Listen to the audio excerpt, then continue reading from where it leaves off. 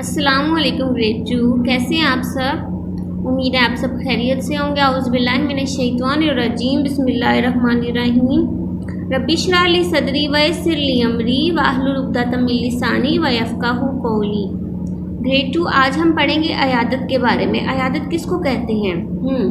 जब कोई शख्स बीमार हो जाता है, ठीक है, आपके घर में जब कोई बीमार हो जाता है तो क्या होता है, रिलेटिव्स पता करने आते हैं ना, तबीयत पूछने आते हैं कि क्या हाल है, कैसी तबीयत है।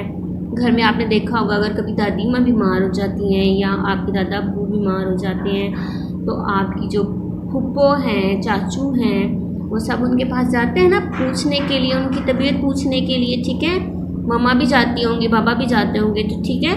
तो जब कोई बीमार होता है उसकी तबीयत पूछने को अयादत कहते हैं, ठीक है।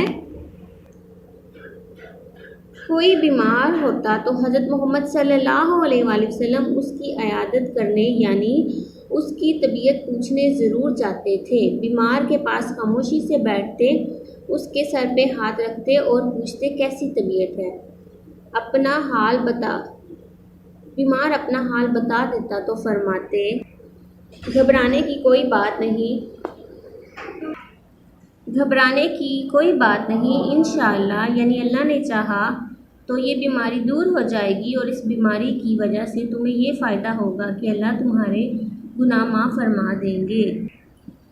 फिर दुआ करते, ए अल्लाह इसकी तकलीफ़ को दूर कर दे, ए रब इसको सेहत अता फरमा, तू ही सेहत देने वाला है, कोई और नहीं दे सकता। ऐसी सेहत दे कि बीमारी बिल्कुल ख़त्म हो जाए। जी, तो आज हमने क्या सीखा है? आज हमने ये सीखा है कि जब कोई बीमार होता है तो हमें उसकी तबीयत पूछने के लिए जाना चाहिए। क्यों? क्योंकि ये सुन्नत नबी सल्लल्लाहु अलैहि वसल्लम है, ठीक है, और इससे अल्लाह ताला खुश होते हैं, ठीक है। और बीमार को दुआ देनी चाहिए, उसका हौसला बढ़ाना चाहिए, ठीक है, उसको समझाना चाहिए कि ये जो आपकी बीमारी है ये ख़त्म हो जाएगी और इसके बदले अल्लाह ताला आपके गुनाह भी बख्श देगा।